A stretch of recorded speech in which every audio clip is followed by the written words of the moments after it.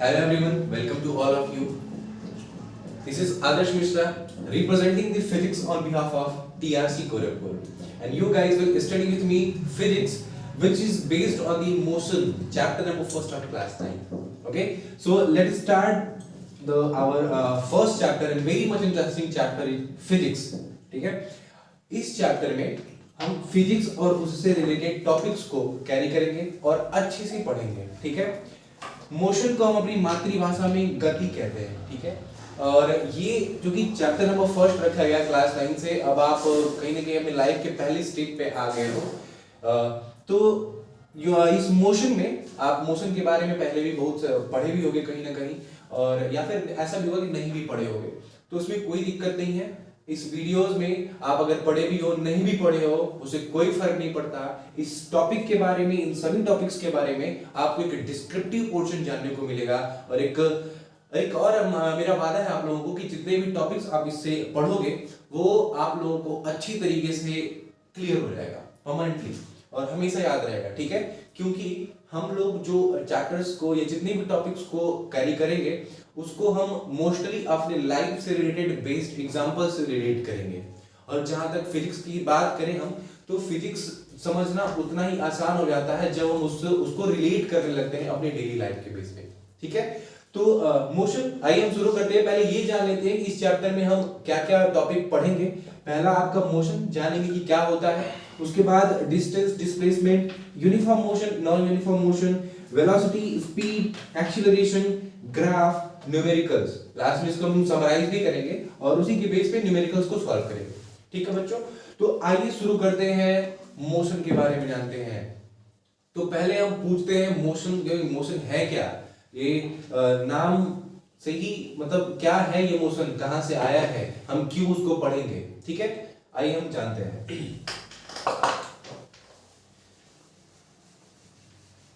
Motion.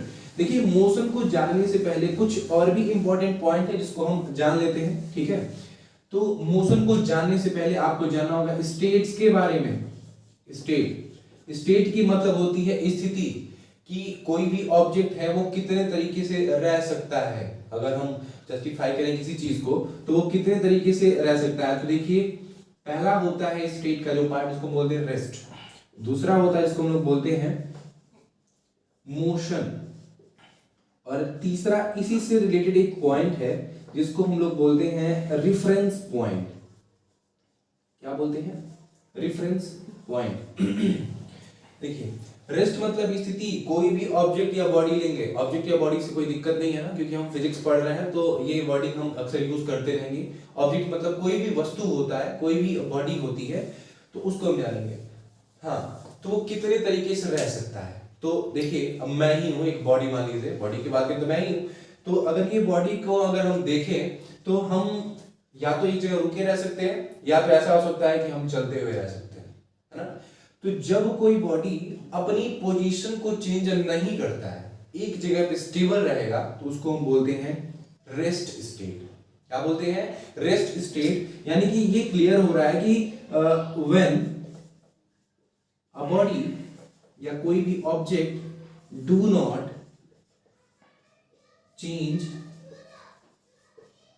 Its position. कोई भी body अगर अपनी पोजीशन को चेंज नहीं कर रही है तो उसको हम बोलेंगे वो रेस्ट स्टेट में है या रेस्ट स्थिति में है. अच्छा, अगला जो हमारा पॉइंट है वो है मोशन, और ये है रेफरेंस पॉइंट. इसको हम एग्जांपल्स के बेस पे समझेंगे. देखिए, मान लेते हैं कि कोई एक ऑब्जेक्ट है, या आप खुद को एक बार अज्यूम कर लीजिए कि आप बाहर निकल रहे हो, मार्केट में जा रहे हो, कुछ भी किसी काम से जा रहे हो और बाहर रोड है, बिजी रोड है, हाईवे है.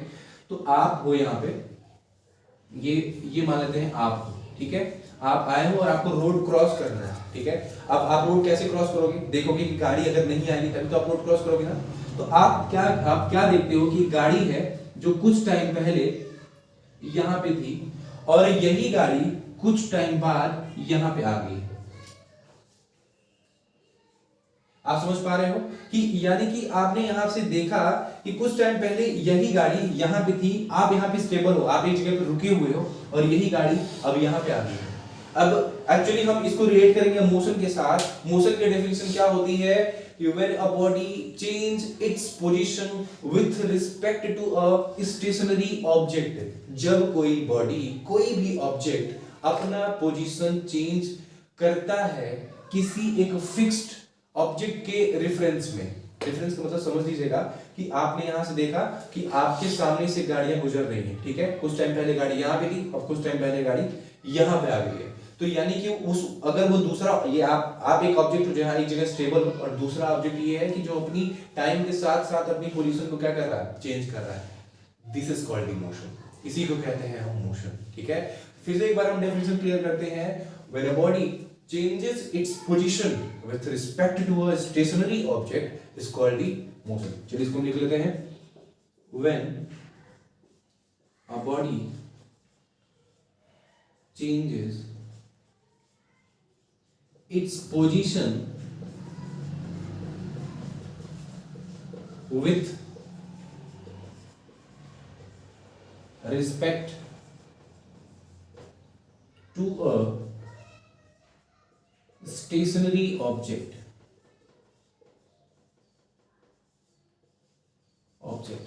ठीक है, समझिएगा। अब ये जो एक फिक्स पॉइंट था, ये जो पहली ऑब्जेक्ट थी, इसको, इसी को हम लोग बोलते हैं रेफरेंस पॉइंट। क्या बोलते हैं बच्चों, रेफरेंस पॉइंट। जरा ध्यान से देखिएगा कि एक और एग्जांपल हम देखते हैं। मान लीजिए आपका बोर्ड है, व्हाइट बोर्ड एक स्टेबल ऑब्जेक्ट है और एक मैं हूं, ये दूसरी ऑब्जेक्ट है। मैं क्या कर रहा हूं, ये तो एक जगह स्टेबल है, लेकिन मैं क्या कर रहा हूं, टाइम के साथ साथ अपनी पोजीशन को चेंज कर रहा हूं, बदल रहा हूं। मेरी स्थिति क्या हो रही है, टाइम के साथ साथ बदल रही है। तो इस ऑब्जेक्ट के रेफरेंस में या रिस्पेक्ट में मैं, यानी कि मेरी जो बॉडी है वो क्या कर रही है, मोशन में है। समझ में आ गया, इसी को कहते हैं हम मोशन। और भी आप बहुत सारे एग्जांपल ले सकते हो अपनी डेली लाइफ से रिलेटेड। कोई भी बॉडी, देखिए यहां से वहां तक अगर कोई बॉडी चेंज हुआ, अपनी पोजीशन को जो चेंज हुआ, कोई भी any moving body is called motion. किसी भी बॉडी को मूव करना या हिलना डुलना, यानी कि जगह को बदलना, अपनी स्थिति को बदलना ही कहलाता है मोशन, ठीक है। नाम से क्लियर हो गया। हिंदी में हम गति कहते हैं। गति यानी कि किसी भी बॉडी का, किसी भी वस्तु का लगातार उसकी स्थिति में परिवर्तन समय के साथ, उसी को कहते हैं हम गति या फिर मोशन कहते हैं, ठीक है। साथ ही साथ रेफरेंस पॉइंट भी क्लियर हो गया कि वो जो फिक्स्ड पॉइंट था, यानी कि वो जो फिक्स्ड ऑब्जेक्ट था, उसी को हम कहते हैं reference point. Is that clear बच्चों? अच्छा, अब हम जानेंगे मोशन कितने टाइप के होते हैं, ठीक है। आइए जान लेते हैं कि मोशन कितने टाइप के होते हैं। देखिए, आप लोगों के सिलेबस में तो क्लास 9 के सिलेबस में मोशन आपका सिर्फ एक ही पढ़ना है, जिसको हम बोलते हैं वन डायमेंशनल मोशन। लेकिन होते तो और भी बहुत टाइप के हैं। आपके सिलेबस के अकॉर्डिंग आपको पढ़ना है बस वन टाइप का। यानी कि हम अगर बात कर लें, लेकिन फिर भी हम जान लेते हैं उनके टाइप्स को। टाइप्स ऑफ मोशन, उसमें से पहला आपका है, इसको हम लोग बोलते हैं वन डायमेंशनल मोशन। क्या बोलते हैं? One dimensional motion. हिंदी में इसको एक अविमीय गति कहते हैं, या फिर इसको हम बोल सकते हैं लीनियर मोशन। अब आपको ज्यादा क्लियर हो गया होगा नाम से ही कि कोई भी बॉडी मूव होती है वो एक लाइनर पोजीशन में, यानी कि एक लीनियर पोजीशन में अगर मूव हो रही है तो उसको बोलेंगे वन डायमेंशनल मोशन। अब इसी का दूसरा पोर्शन क्या होता है, जिसको हम लोग बोलते हैं सर्कुलर मोशन। Circular motion. और तीसरा जो होता है उसको हम लोग बोलते हैं ऑसिलेटरी मोशन। Oscillatory motion. अच्छा, वन डायमेंशनल मोशन के बारे में हम बात ही करेंगे। पूरा जो चैप्टर हमारा जो बेस्ड है वो वन डायमेंशनल मोशन पे ही है। और थोड़ा सा जाना है सर्कुलर मोशन के बारे में। यही ऑब्जेक्ट अगर कोई है या यही बॉडी जो है वो क्या कर रही है, मूव कर रही है एक सर्कुलर पाथ पे, जैसे किसी सर्कल के सरकमफेरेंस के पाथ पे अगर वो मूव कर रही है ऑब्जेक्ट, तो क्या होगा, हमारा सर्कुलर मोशन कहलाता है। समझ में आ रहा है?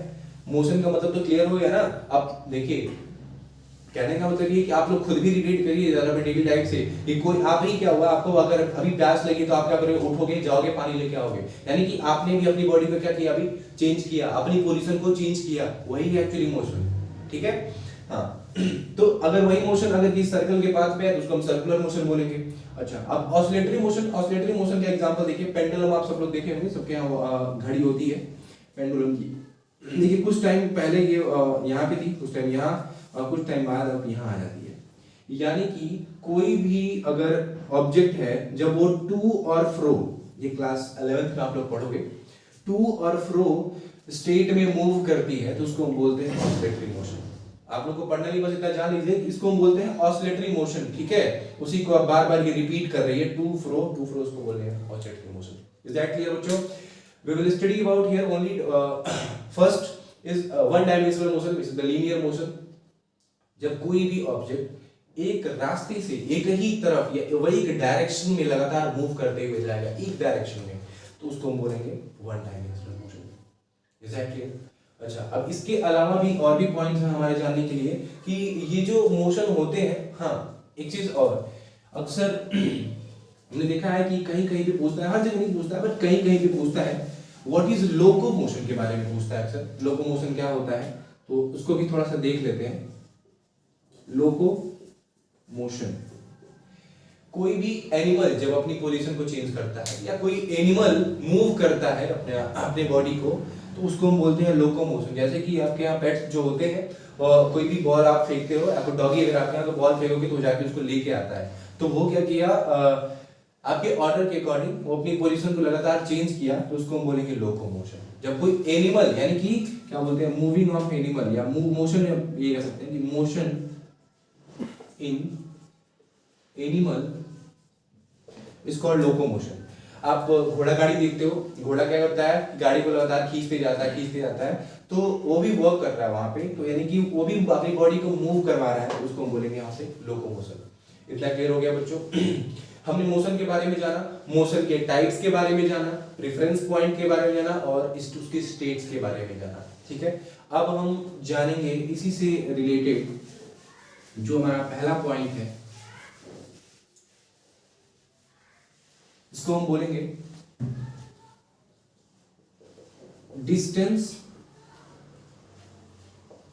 And displacement. हिंदी में कहते हैं बच्चों इसको, डिस्टेंस को दूरी, इसको कहते हैं विस्थापन, ठीक है, इसको जानते हैं हम। हाँ, दूरी और विस्थापन को कि जानने से पहले आपको कुछ फिजिकल क्वांटिटीज के बारे में जानना पड़ेगा। अब ये क्वांटिटी क्या होता है सर, और आपको और भी क्या जानना पड़ेगा, आपको यूनिट के बारे में जानना पड़ेगा, यूनिट, और आपको जानना पड़ेगा क्वांटिटीज के बारे में। अब देखिए ये क्या होती है, मैं आपको थोड़ा सा बता दूंगा। इसके बारे में मैंने एक अलग सा वीडियो बनाया है, उसको देखोगे तो आप ये दोनों टॉपिक आपके बहुत अच्छे से क्लियर हो जाएंगे, ठीक है।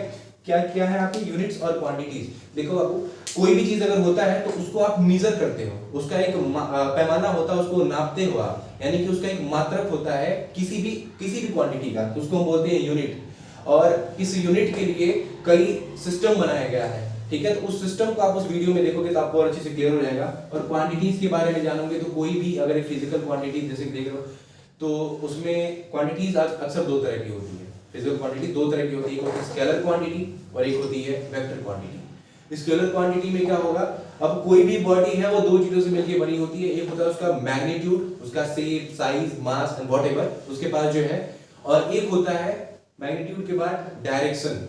कोई भी बॉडी अगर उसकी मैग्नीट्यूड, सिर्फ मैग्नीट्यूड है उसके पास, तो उसको बोलेंगे स्केलर क्वांटिटी, और अगर उसकी मैग्नीट्यूड के साथ साथ उसके साथ डायरेक्शन भी, तो उसको हम बोलेंगे वेक्टर क्वांटिटी, ठीक है।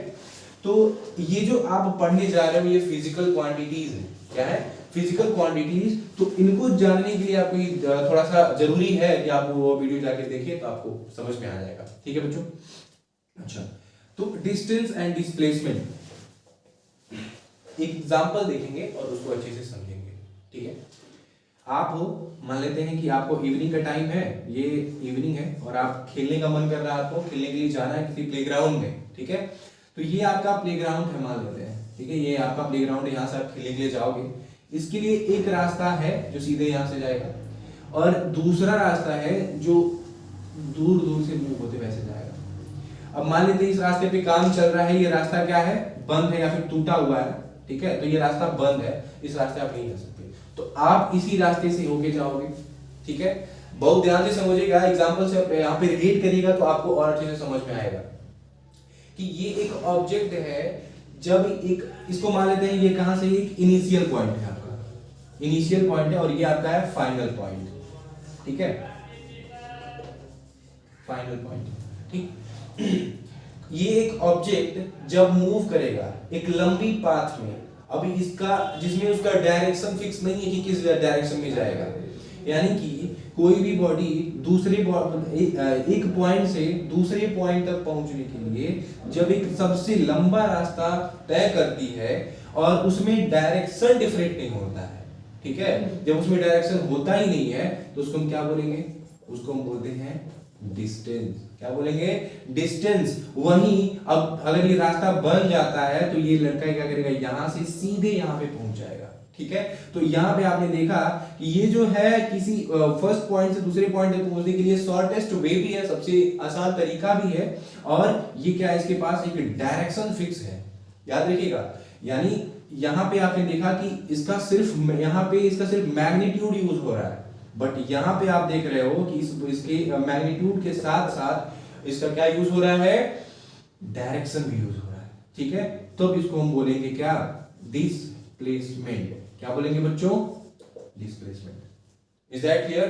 फिर से समझते हैं कि कोई भी ऑब्जेक्ट किसी दूसरे एक पॉइंट से दूसरे पॉइंट तक जाने के लिए जब क्या करती है, सबसे लंबा रास्ता तय करती है जिसमें आपका कोई भी फिक्स नहीं होता है डायरेक्शन, तो उसको हम बोलते हैं आपका डिस्टेंस। और वहीं जिसमें ऐसी ऑब्जेक्ट जब एक पॉइंट से दूसरे पॉइंट तक जाती है उसका सबसे शॉर्टेस्ट वे लेती है और उसमें उसका क्या यूज होता है, डायरेक्शन भी फिक्स रहता है, तो उसको हम बोलते हैं डिस्प्लेसमेंट। समझ में आया सबको? तो चलिए अब बारी बारी से हम इसको समझ लेते हैं, इसके डेफिनेशंस को। डिस्टेंस वैसे भी आपका क्लियर हो गया कि जिसमें सिर्फ और सिर्फ मैग्नीट्यूड होगा वही आपका डिस्टेंस होगा, और जिसमें मैग्नीट्यूड के साथ साथ डिस्प्लेस डायरेक्शन भी होगा तो आपका कहलाएगा डिस्प्लेसमेंट, ठीक है। चलिए डिस्टेंस में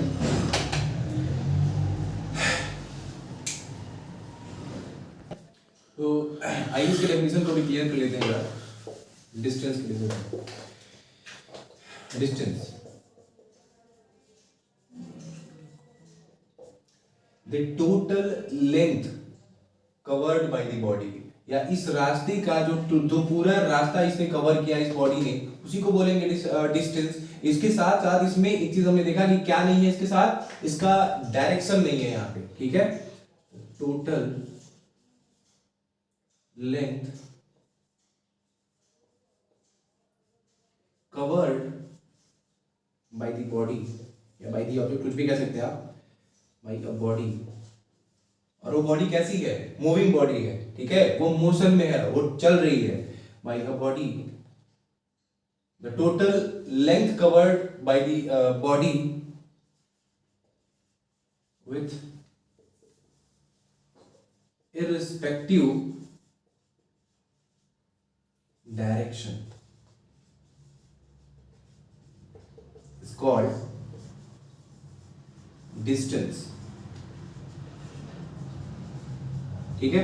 यानी डिस्टेंस में आपने देखा कि कोई भी बॉडी है जो स्टार्ट कर रही है, यानी कि इसको एक पॉइंट से दूसरे अगर लास्ट पॉइंट पे जाना है तो उसमें उसका डायरेक्शन फिक्स नहीं है, सिर्फ उसका मैग्नीट्यूड वर्क कर रहा है, तो उसको हम बोलेंगे डिस्टेंस, ठीक है। और उसका बल्कि वहीं पे आप डिस्प्लेसमेंट को देख रहे हो तो डिस्प्लेसमेंट में उसी पॉइंट्स के बीच में जो सबसे शॉर्टेस्ट वे है, लेकिन यहाँ पे मैग्नीट्यूड के साथ साथ यहाँ पे डायरेक्शन भी फिक्स है, तो उसको हम बोलेंगे डिस्प्लेसमेंट, ठीक है। डिस्प्लेसमेंट, इसको हम लोग विस्थापन कहते हैं, ठीक है। इसको आप कई तरीके से डिफाइन कर सकते हो कि the shortest way from one point two the another point, या फिर the shortest way covered by a body from one point two the another point with the direction, along with the direction, ठीक है। क्या कहोगे, the shortest way covered by a body from one point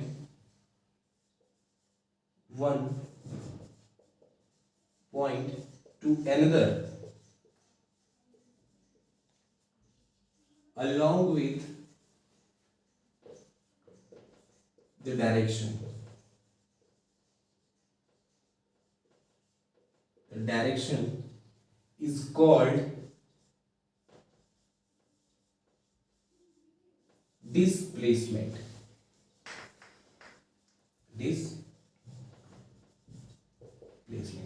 ठीक है। अच्छा, अक्सर displacement के ऊपर ये डायरेक्शन लगा होता है। क्यों लगा होता है? क्योंकि देखिए मैग्नीट्यूड तो था ना, मैग्नीट्यूड यानी कि इस बॉडी का अपना शेप रहा होगा, अपना साइज रहा होगा, इसका कुछ मास भी रहा होगा, तो यानी कि ये क्या है, उसका एक मैग्नीट्यूड है। अभी जो मैग्नीट्यूड किस, यहाँ पे हमने डिस्टेंस में सिर्फ मैग्नीट्यूड यूज हुआ था, लेकिन यहाँ पे क्या देखा आपने कि डायरेक्शन भी यूज होगा, ठीक है। तो इस तरीके से आपने देखा डिस्टेंस और डिस्प्लेसमेंट को हमने क्लियर कर लिया। अब तक की वीडियोस में हमने डिस्टेंस, डिस्प्लेसमेंट, मोशन और उसके स्टेट्स के बारे में जाना, टाइप्स ऑफ मोशन के बारे में जाना, और बाकी की जानकारी जिसमें हम लोग जानेंगे और अच्छी जानकारी इसको और अच्छे तरीके से रिप्रेजेंट किया जाएगा, जिसमें आप जानोगे uniform motion, non uniform motion के बारे में, वेलोसिटी, स्पीड, एवरेज स्पीड के बारे में। इन सब टॉपिक्स को हम लोग अगले वीडियो में क्लियर करेंगे, ठीक है। तो अगर आपको अच्छा लगा हो तो कमेंट दीजिए, और अगर आपको इसमें कोई डाउट हो तो आप कमेंट डाल दीजिए, इसके बेसिस पे हम आपको नेक्स्ट वीडियो में उसको और अच्छे से क्लियर कर सकें। Okay, and thank you.